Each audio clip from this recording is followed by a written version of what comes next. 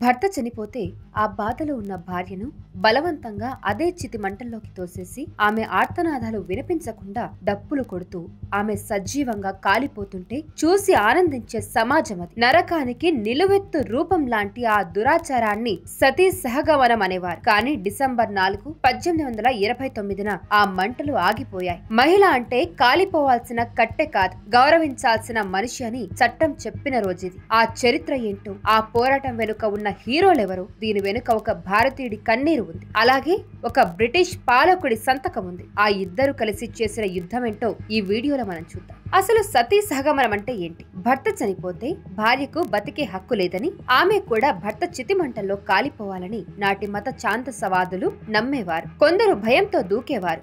భయపడి వెనక్కి వచ్చే వాళ్ళని కర్రలతో కొట్టి మత్తు మందులు ఇచ్చి మరీ మంటల్లోకి నెట్టేవారు. మీకు పద్మావత్ సినిమా క్లైమాక్స్ గుర్తుందా? దీపికా పదుకొని వందలాది మంది ఆడవాళ్లతో కలిసి ఎర్రటి మంటల్లోకి నడుచుకుంటూ వెళ్తుంటే ఆ సీన్ చూసిన మనందరికీ గుండె పిండేసినట్టు అనిపించింది. రొమాలు నిక్కబొడుచుకున్నాయి. అది జౌహర్ ఆత్మగౌరవం కోసం చేసిన బలిదానం. అది సినిమా. తెర మీద ఆ సీన్ చూస్తేనే మనం తట్టుకోలేకపోయాం. అలాంటిది వందల ఏళ్ల క్రితం మన దేశంలో ప్రతిరోజు ప్రతి ఊళ్ళో సతీ సహగమనం పేరుతో ఆడవాళ్ళని ఇలాగే మంటల్లోకి తోసేవారంటే నమ్మగలరా? పద్మావతి ఇష్టపూర్వకంగా వెళ్ళింది. కానీ సతీ సహగమనంలో చాలా మందిని బలవంతంగా మత్తు మందులు ఇచ్చి లేచి పారిపోకుండా కర్రలతో కొట్టి మరీ తగలబెట్టేవారు. అదొక సామూహిక హత్య. ఆచారం పేరుతో జరిగిన ఒక సామూహిక హత్య. అప్పట్లో బెంగాల్, రాజస్థాన్ లాంటి ప్రాంతాల్లో రోజుకు ఎంతో మంది మహిళలు ఇలా బలయ్యేవారు. వారిని కాపాడే నాదుడే లేదు అనుకుంటున్న టైంలో ఒక ఆశాకిరణం పుట్టింది. ప్రతి చీకటికి ఒక వెలుగుంటుంది. ఆ వెలుగే రాజారాం మోహన్ రాయ్. ఈయన ఈ పోరాటం ఎందుకు మొదలు పెట్టారో తెలుసా? తన సొంత వదిన తన కళ్ళ ముందే సతీ సహగమనం పేరుతో మంటల్లో కాలిపోతుంటే ఆమెను కాపాడలేక రామ్మోహన్ రాయ్ చలించిపోయారు. ఆ మంటల్లో ఆమె శరీరం కాదు, ఆయన గుండె రగిలింది. ఒక అగ్ని పర్వతం బద్దలైంది. ఇకపై ఏ ఆడబిడ్డ ఇలా చనిపోకూడదని శపథం చేశారు. సమాజం ఆయన్ని వెలివేసింది. చంపడానికి రౌడీలను పంపింది. అయినా సరే వెనక్కి తగ్గలేదు. వేదాలు తీసి ఏ శాస్త్రంలో భార్యను చంపమని ఉంది అని పండితుల నోళ్లు మూయించారు. కానీ కేవలం వాదనలతో సమాజం మారుతుందా?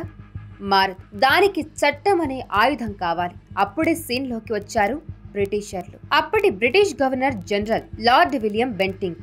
ఆయన తోడయ్యారు. మానవత్వం లేని ఈ ఆచారాన్ని అంతం చేయాల్సిందే అని బెంటింక్ డిసైడ్ అయ్యారు. ఫలితంగా 1829 డిసెంబర్ 4న సతీ సహగమనం నిషేధం అనే చట్టం అమల్లోకి వచ్చింది. ఈ రోజు చరిత్రలో ఎందుకు గొప్పదంటే మహిళను మనుషులుగా గుర్తించిన రోజు ఇది. ఒక ఆడది బతకాలా వద్దా అనేది సమాజం కాదు, ఆమె ఇష్టమని తేల్చి చెప్పిన రోజు ఇది. ఆనాడు రాజారాం మోహన్ రాయ్ ఆ మంటలను ఆపకపోతే ఈనాడు మన కల్పన చావ్లాలు అంతరిక్షానికి వెళ్లేవారా? మహిళలు రాష్ట్రపతులు, డాక్టర్లు, కలెక్టర్లు అయ్యేవారా? డిసెంబర్ 4 కేవలం ఒక చట్టం వచ్చిన రోజు మాత్రమే కాదు, భారతీయ మహిళకు స్వేచ్ఛాయుతమైన జీవితం దొరికిన రోజు. ఈ రోజున ఆ గొప్ప సంఘ సంస్కర్త రాజారాం మోహన్ రాయ్ ని, ఆ చట్టం తెచ్చిన విలియం బెంటింక్ ని ఒకసారి తలుచుకుందాం. ఈ హిస్టరీ మీకు గూస్ బంప్స్ తెప్పించి ఉంటే ఈ వీడియోని మీ ఫ్రెండ్స్ అండ్ ఫ్యామిలీకి షేర్ చేయండి.